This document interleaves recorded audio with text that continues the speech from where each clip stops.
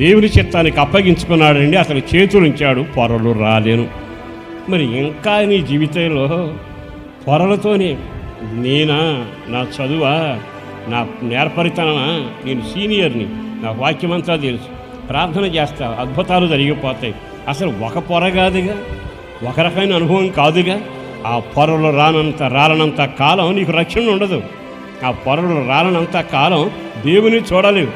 మహిమ కలిగిన పట్టణం, తేజోవాసుల స్వాస్థ్యం, 12 గుంబాల చరిత్ర, బంగారు వీధుల పైన అంతా బాగుంది. కన్నుకి చూసేందుకు పొరలు అడ్డం పడ్డాయిగా. దేవుని చిత్తాన్ని నెరవేర్చలేకపోతున్నావుగా.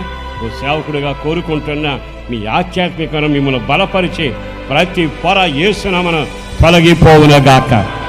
ఆమేన్.